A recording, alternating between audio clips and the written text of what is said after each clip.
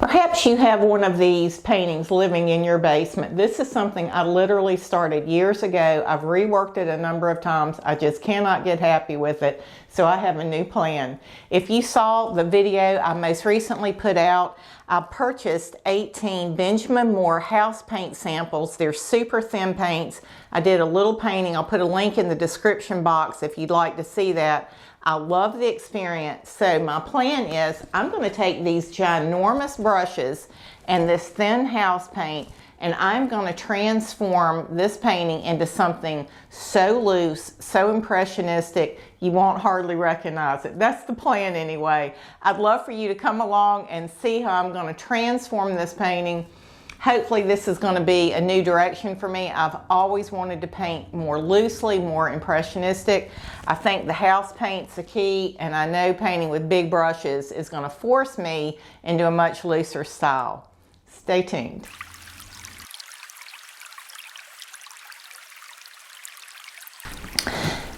Okay, as so often happens, there's been a little bit of a change of plans. This is the second day I'm getting ready to work on this painting.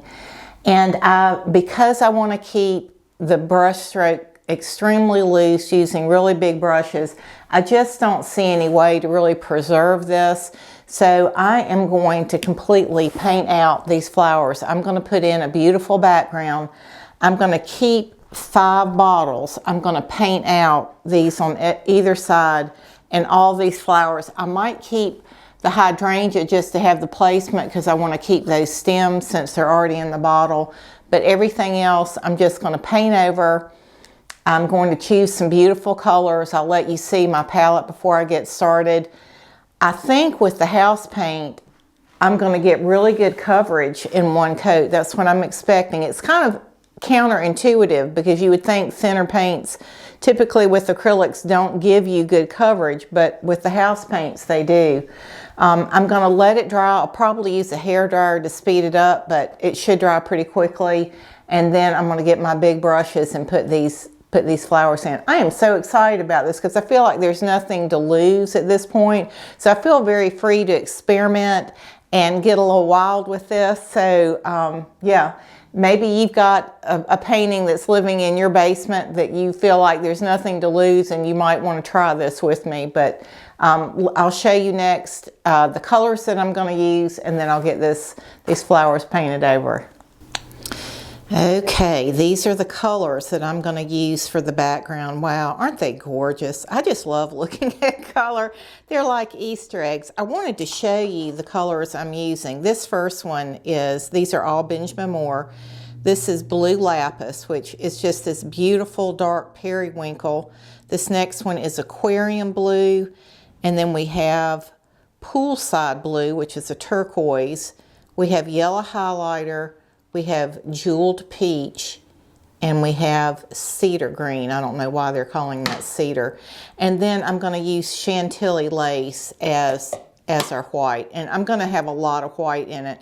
But just in looking at paintings that I have around the house, my favorites tend to be cool backgrounds with warm flowers. So that's going to be what I'm going to do. All right, I'm using this Richardson Gray Matters paper, and I have a Masterson Stay Wet box. I don't have a sponge in there, but I thought because this paint is so thin and my paper was bigger than the box, I just folded it over the edges, and that sort of gives me a little corral for this paint. I also, let me show you, I'll step over here. I also got in these Amazon little jars with screws. They have a nice wide mouth, so I'm going to be using those for storage as well. Okay, my friends, I'm going to pour these paints into my palette. I'm going to get my big brushes, and we're going to step over to this painting and start painting out the background. Should be fun. So here we have all of our paint spread out. I think I added one more little light gray blue, but you can see how thin it is. It just puddles in the paper. So I really like having that paper lined inside my Stay Wet palette. And you see my big brushes there on the right. I'm using super wide, super thin brushes. When you mix that brush into the paint, because they're so thin, you don't have to mix them like with a palette knife, they just kind of go together. They just kind of run together. And I didn't over mix things. I let different colors stay on the brush so that every time I took a stroke, I was getting a little bit of something different. It's a little hard to see with the light on it, but I just, would do a little section with the blues, with the turquoises. Look at the coverage that I'm getting. I did end up going over those hydrangea, but look at the coverage with one stroke of that thin house paint, how completely that covered it. It was just astonishing. I mean, if you were using regular acrylic paints, it would take 2 or 3 coats of a heavy body color to go over that. So that was definitely a plus. Here you can see I've started adding some yellow to the mix, just varying those colors as I go through. There I've painted out the hydrangea. Look at that green bottle on the left. You see the bottom of it that's left. Look how completely covered that bottle was. It's just astonishing.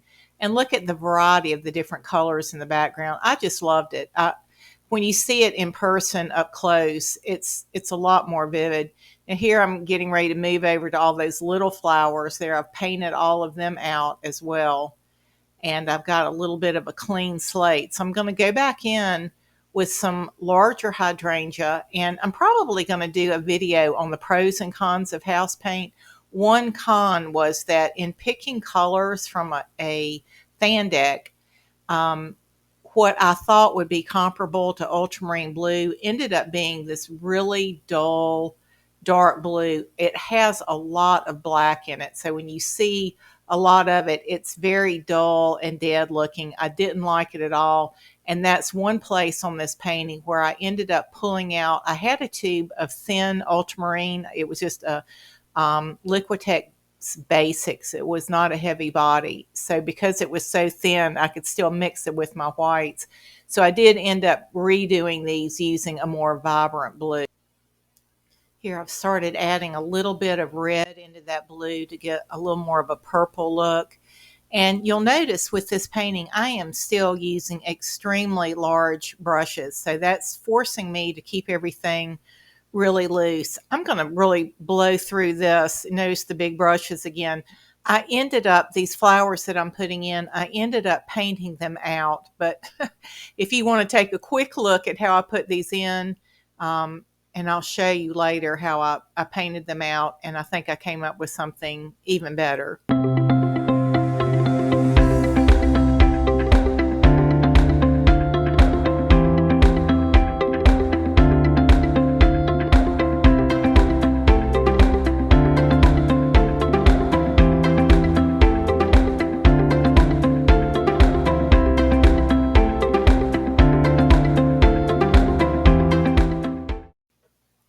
Here I'm putting in the faces of the sunflowers, and you'll notice that I'm putting them in at different angles so the sunflowers can be facing different ways. And I'm continuing with a huge brush, but I've switched over to a Princeton Dakota angular bright brush. It's a size 12. And I started out using a brown for the faces of those sunflowers, but I just wasn't happy with it. And I ended up, and I used the yellow paint that I had. It just got very muddy. It blended. I wasn't happy at all with where that was going. So I just wiped it all back off. I will say the house paint is a little trickier to wipe off. It takes a little more pressure. Here I'm just redoing it. I try to let you see my mistakes and where I mess up and how I handle it. I just redo them when I can. Here I'm starting over, and the centers of the flower are dry now, and I'm using that same light yellow. But this was another situation with these paints, choosing them from a fan deck. I didn't like the yellow that I had. It was too weak. It was too pale. It just didn't have the body and depth of color that I like to have for sunflowers. So I tried redoing this using completely the house paints, using what I had, but I wasn't satisfied with it. And instead of leaving it that way, I decided to go back to a regular, this is a Luscious yellow ochre. It's just a deeper, more pigmented paint, and I'm just so much happier with it already. It just looked more like sunflowers to me. So there were a couple of places in this painting where I wasn't happy with the house paint color and decided to supplement using some of my regular acrylics. And I'm so glad I did. And you may find that as well if you want to try this house painting experiment. I think I'm going to go back and do a little sample of some of these paints that I like and see if I can find a house paint that's comparable. But otherwise, I think it's fine just to supplement in a couple of places. Here I'm adding some lighter. I added some white to my yellow, just getting some nice highlights.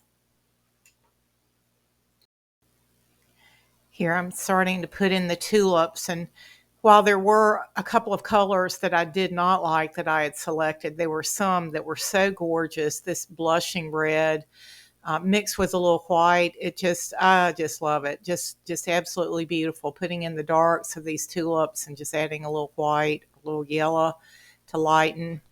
Really pleased with how the tulips turned out. Just continuing to add some more flowers to that and add a little more detail. I didn't have another color problem that I ran into. I had one light green that I just absolutely love. The dark green was kind of garish, but I did have golden open acrylic chromium oxide green, which is a very watery green. Someone had given me their paints when they no longer needed them. I'd never used it. It was just too thin, but I wanted to stay with the thin paints, and that worked out really well, and that was a nice color. I was trying to vary the greens a little bit, putting in just some wavy leaves for tulips. Everything I did was super simple, did it really fast. Now I'm back up with these hydrangea, and again, that blue that I had was kind of a gray blue. It had a lot of black in it. It was just kind of a dead looking color to me. So I decided to, I didn't like the bouquet. I felt like it looked kind of flat. So I decided to add a few flowers into the center of it. I thought the yellow and blue would be a nice contrast. I'm going to speed this super up, let you see what I did. I ended up taking a little bit of it out. I ended up changing the hydrangea to more of an ultramarine blue and kind of a purpley tone. I don't want to bore you with it, but just I'm going to do a super speed up to let you see what I did there. Here I'm just going back in and putting in some darker shadows. I've added in some white flowers and a little green foliage here and there. Now I'm starting to work on the bottle, and I really encourage you, don't be afraid to really add a lot of color to your bottle. You'll notice here I've got greens, yellows, blues. I'm just going back to that original palette that I showed you, and I'm using all those colors. There's the turquoise for that circle, the waterline. I do struggle sometimes with the waterline. I got the waterline too big on this bottle and ended up having to make it a little smaller. But you'll notice even within the waterline, I'm putting greens and blues, and I'll go back in and add yellows and whites. So don't be afraid to play with that. And I'm continuing to use a wide brush. Here we've got some bluey, turquoisey colors going in. Just love it. And be sure and do your paint strokes so that they follow the curve of the bottle. Here's a picture of where we're going, just to encourage you that this does all come together. But as you're working like on the bottom of the bottle, make sure that the brush strokes are following the way the bottle would curve. And the same thing with the circle in the bottom of the bottle.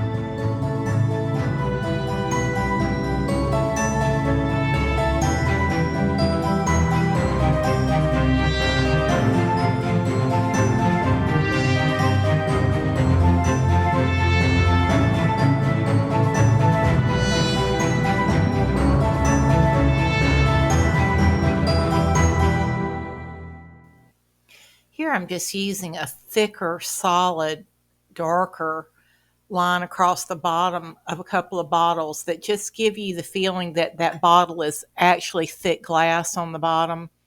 And again, I'm just adding in a variety of color into that background. Be sure to get a little white in there, lighten it up in places, let it sparkle a little bit. Just have some fun with it. You'll notice this whole painting, I'm staying within that original palette. I'm not really drifting from that. I wanted to show you how I did this peony. I thought it turned out really well. And I started out using a dark neutral for the center of it. And I have a variety of pastel colors that are very similar in value. But if you'll notice, I'm using blues and pinks and purples and greens all within the same flower, but with similar values. And of course, I have lighter values and darker values, but like where that darker blue and the darker pink, they're almost the same value. I just love having that variety of color. So I'll quit talking and let you look at it, but this was one of the flowers in the painting that was one of my favorites.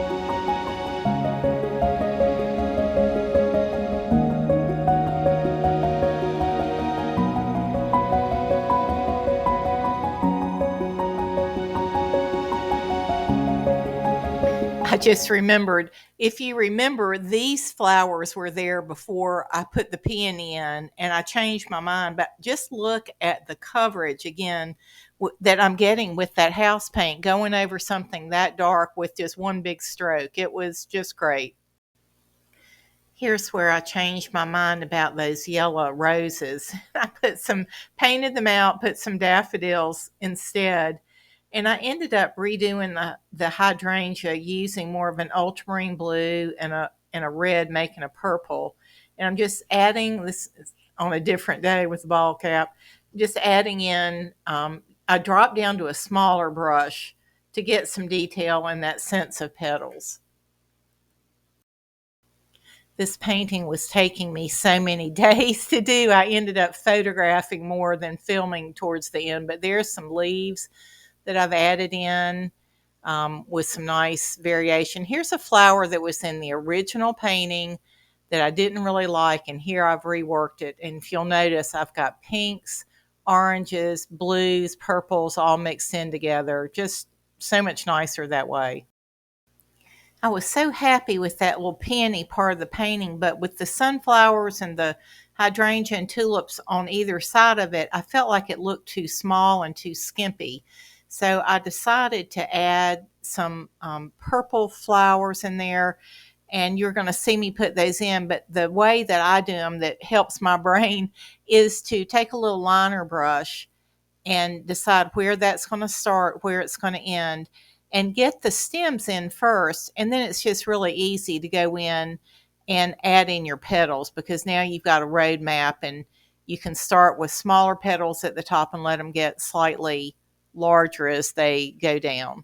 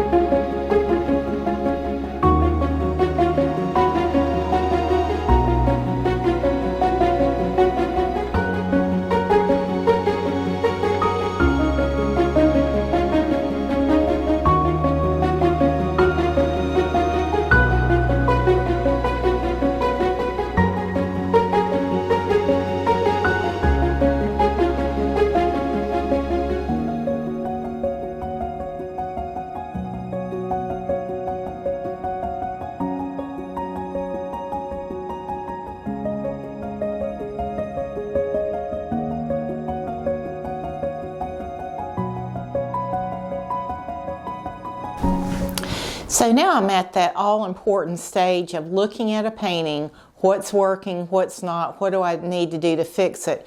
And the reason I include these in my videos is I want you to see my process when I work through problems, because when I started painting, I didn't have anyone to help me. So when I ran into a problem, I realized my painting there was something wrong with it, but I didn't know how to fix it. So I'm hopeful that as I show you things wrong with my paintings and as I fix them and you can see the before and after, that when you're painting and you run into something, you can think, oh, well, maybe that's something I can do. So I'm going to start out, I like to be positive. I'm going to start out with the things that I like about this. I absolutely love this house paint where I use that really huge brush. I love these big swipes of color. I wish I had done that more down in the bottom. I've gone back and tried to lighten up some areas, but because everything's already filled in, I couldn't get those ginormous brush strokes. I absolutely love this. And this house paint just covers so beautifully. It's been amazing. I really like the hydrangea. I like that I added this warmth and light to it. I used to have more of this white and greenery that looked like a halo. I painted that out. I like this much better. I love the tulips. I think the bottles are absolutely beautiful. I love this little guy. I redid that. It's got a lot of different colors in it now. The same thing with these. I think these are some of the prettiest flowers I've ever done, and I think part of that is this variety of colors that have been done within the flowers. I love the sunflowers. I think they're great. So let me show the things that I think are a problem. First is this waterline is way too low.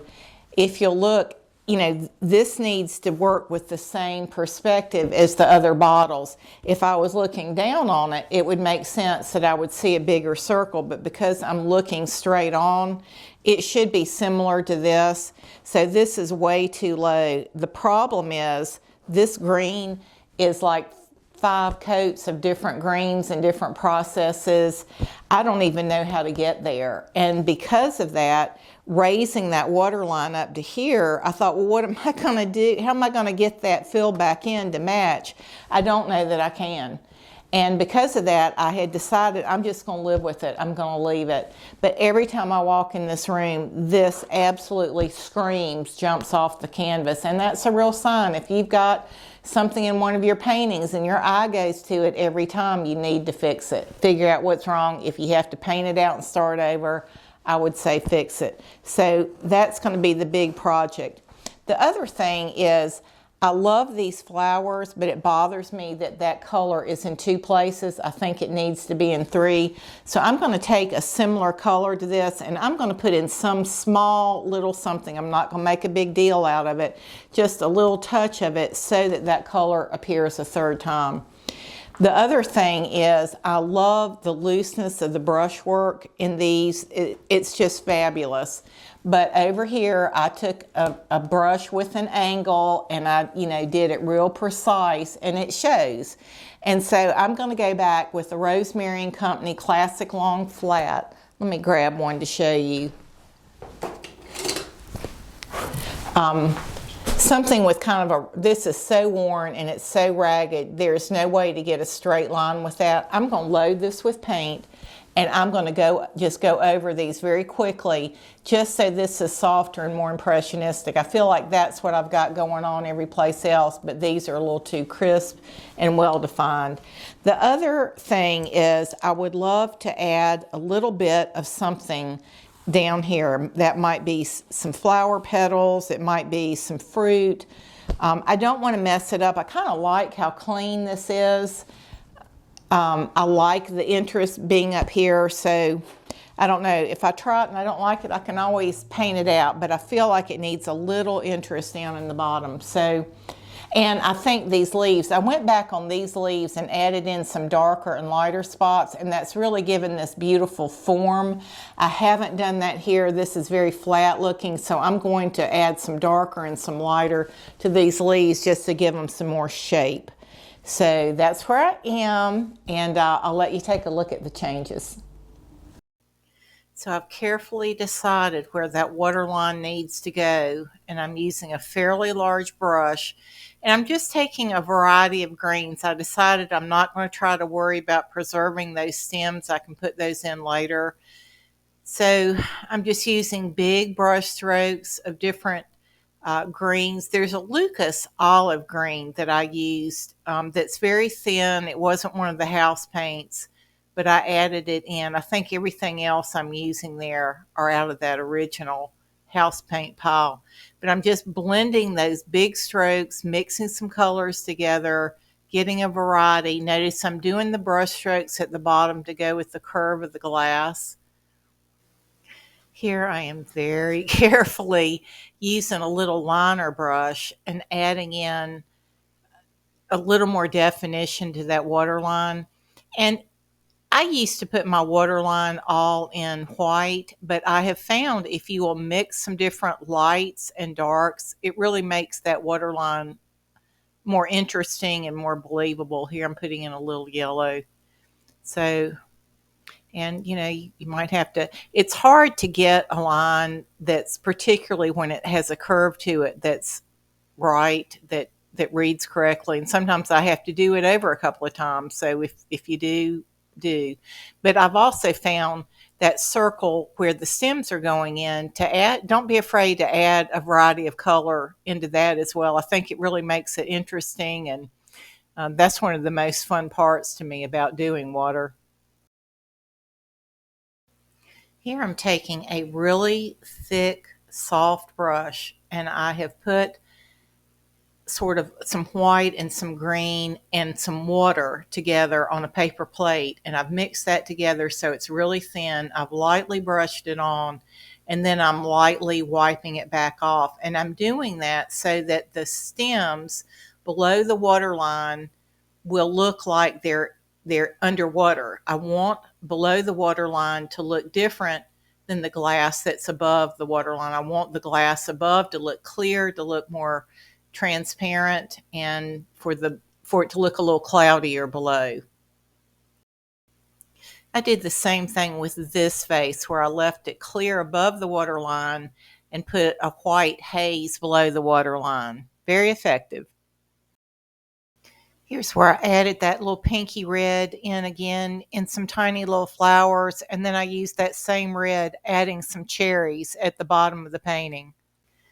So as a reminder, here's the painting that we started with, and here's what we have now. Wow, what a beautiful transition.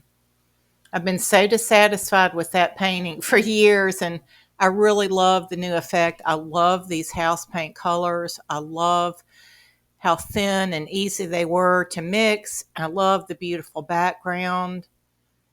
I'm so glad I reworked those hydrangeas. Look at that background. Isn't it beautiful? Wow. So much fun. Love that peony. I think that's one of my favorite things. I thought the bottles were really beautiful. I warmed up the table a little bit. I added some oranges to it. Glad I reworked that waterline that was really bugging me. Added a little more detail to those leaves. Yep. Love this one. Thanks for hanging out with me. I hope you picked up some tips and pointers. Would love for you to hit like and subscribe. Leave a comment. Hey, if you'd be interested in some real-time instruction where you could get a close-up of the brushwork, I encourage you to visit my website, where I have very inexpensively priced tutorials and courses. Check the link in the description box below. Thanks a lot. God bless.